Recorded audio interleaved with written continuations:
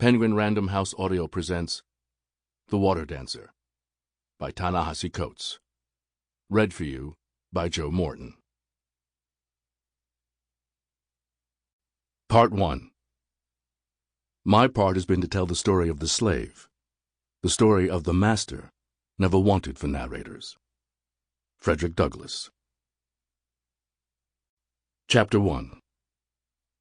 And I could only have seen her there on the stone bridge, a dancer wreathed in ghostly blue, because that was the way they would have taken her back when I was young, back when the Virginia earth was still red as brick and red with life. And though there were other bridges spanning the River Goose, they would have bound her and brought her across this one, because this was the bridge that fed into the turnpike, that twisted its way through the green hills and down the valley before bending in one direction, and that direction was south. I had always avoided that bridge, for it was stained with the remembrance of the mothers, uncles, and cousins gone Natchez way. But knowing now the awesome power of memory, how it can open a blue door from one world to another, how it can move us from mountains to meadows, from green woods to fields caked in snow, knowing now that memory can fold the land like cloth, and knowing, too, how I had pushed my memory of her into the down there of my mind, how I forgot, but did not forget, I know now that this story, this conduction, had to begin there on that fantastic bridge between the land of the living and the land of the lost. And she was patting Juba on the bridge, an earthen jar on her head, a great mist rising from the river below, nipping at her bare heels, which pounded the cobblestones, causing her necklace of shells to shake. The earthen jar did not move. It seemed almost a part of her, so that no matter her high knees, no matter her dips and bends, her splaying arms, the jar stayed fixed on her head like a crown.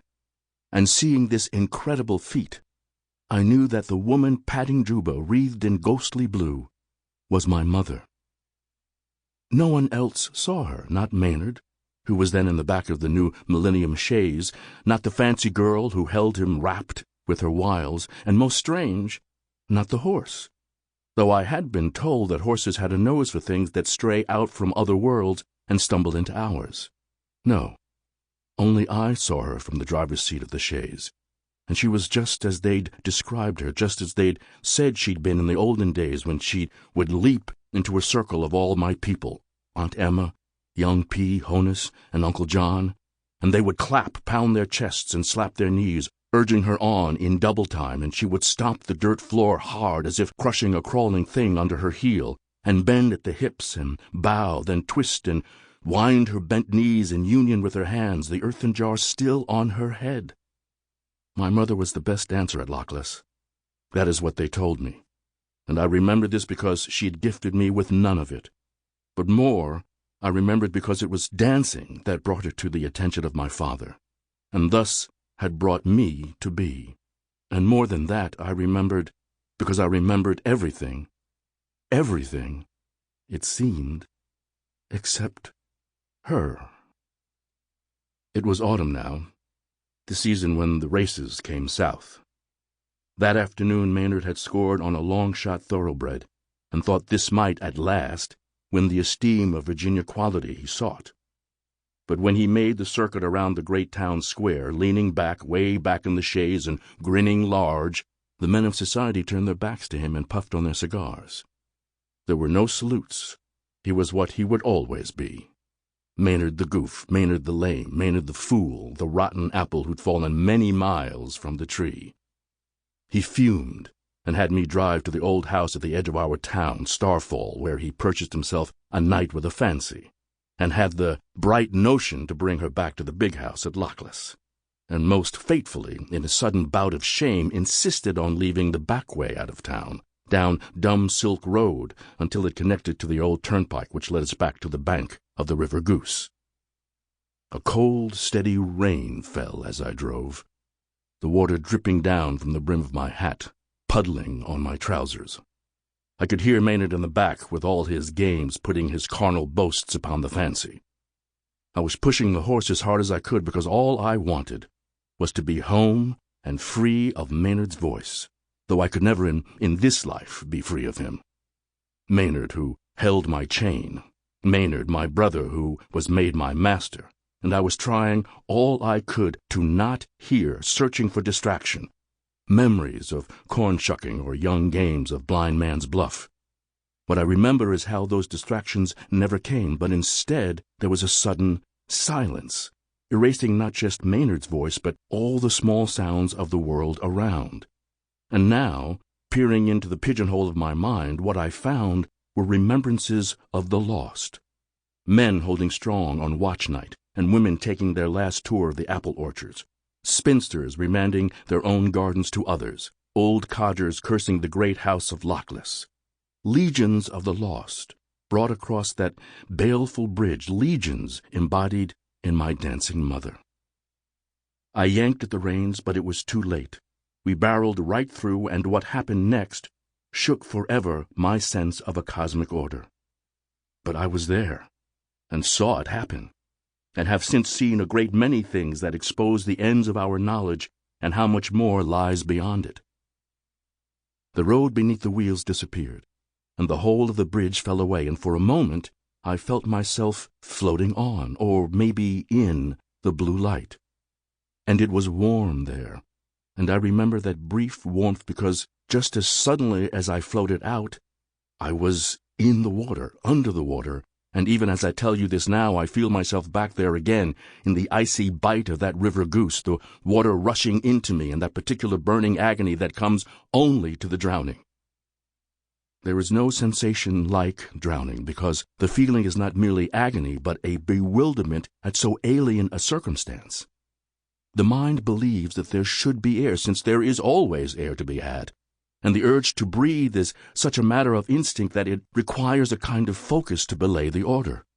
Had I leapt from the bridge myself, I could have accounted for my new situation. Had I even fallen over the side, I would have understood, if only because this would have been imaginable. But it was as though I had been shoved out of a window right into the depths of the river. There was no warning. I kept trying to breathe. I remember crying out for breath, and more, I remember the agony of the answer, the agony of water rushing into me, and how I answered that agony by heaving, which only invited more water. But somehow I steadied my thoughts. Somehow I came to understand that all my thrashing could only but hasten my demise. And with that accomplished, I noted that there was light in one direction and darkness in another, and deduced that the dark was the depths and the light was not. I whipped my legs behind me and stretched out my arms toward the light, pulling the water until at last, coughing, retching, I surfaced.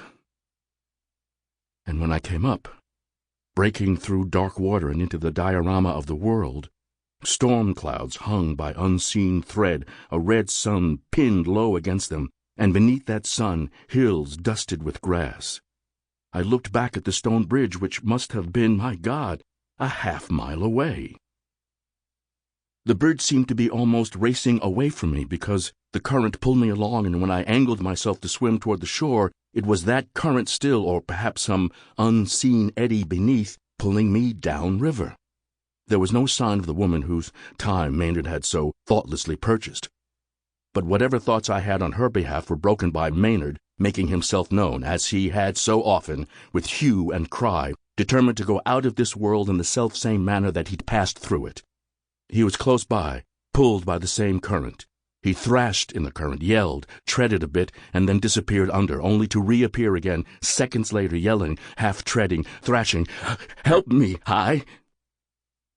There I was, my own life dangling over the black pit, and now being called to save another.